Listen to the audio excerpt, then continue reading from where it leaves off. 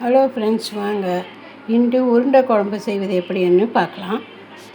அதுக்கு தேவையான கடலைப்பருப்பு ஊற வச்சுருக்கேன். இப்போ அரைச்சிட்டு வந்து வைக்கிறேன். வெங்காயம் பொடியாக கட் பண்ணி வச்சுருக்கேன். தக்காளி, இது காஞ்ச மிளகா, கொஞ்சோண்டு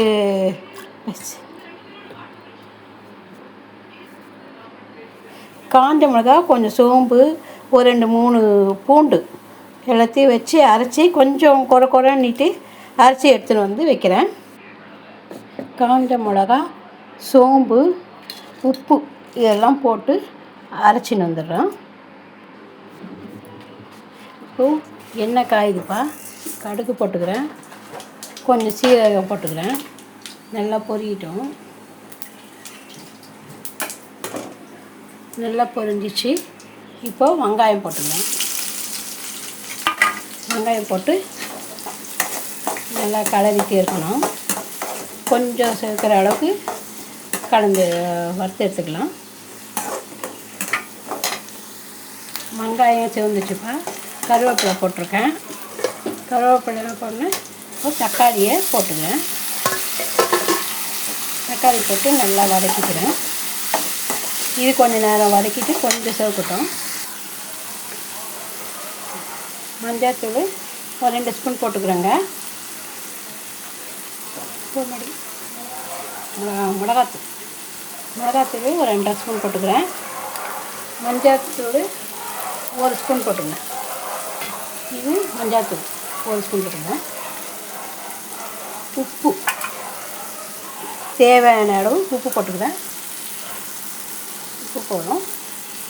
இப்போ தண்ணி ஊற்றிடும். நல்லா கலந்துட்டு கொஞ்ச நேரம் இந்த எண்ணெயிலே கொஞ்சம் விடுங்க, பச்சை வாசனை போகும். அப்புறமா தண்ணி ஊற்றிக்கலாம். இப்போ தண்ணி ஊற்றிடுறேன். ஒரு 3 டம்ளர் 4 டம்ளர் தண்ணி ஊற்றிக்கலாம். அப்போ தான் இந்த உருண்டை வேகும்போது உங்களுக்கு கெட்டியாகிறதுக்கு குழம்பு திக்காகிடும். உங்களுக்கு ஒரு 4 டம்ளர் தண்ணி ஊற்றிக்கலாம்.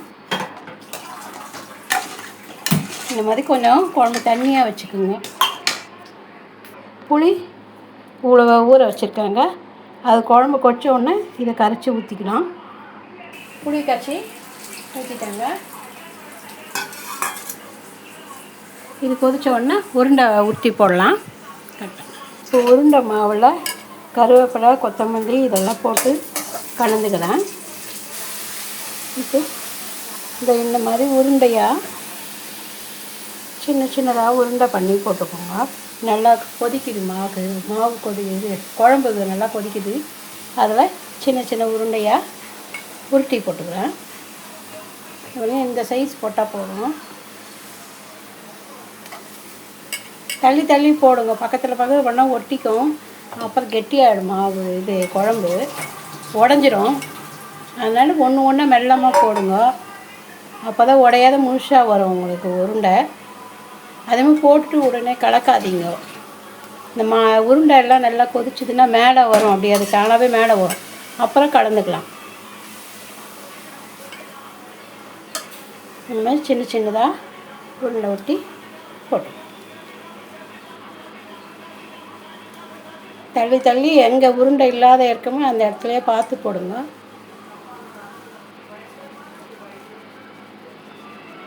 இந்த மாதிரி தள்ளி போட்டிங்கன்னா ஒரு 10 நிமிஷம் அதை அப்படியே கொதிக்கிட்டோம்.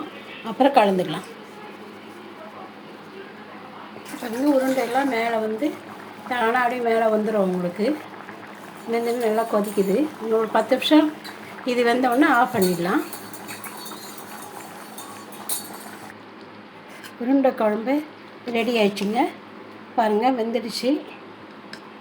சுவையான உருண்டை குழம்பு சாப்பிட வாருங்கள். இதே மாதிரி செஞ்சு பார்த்துட்டு எப்படி இருக்குன்னு கமெண்ட் பண்ணுங்கள். நான் செய்கிற மாதிரி. தேங்க்யூ. அடுத்த சேனலில் பார்க்கலாம்.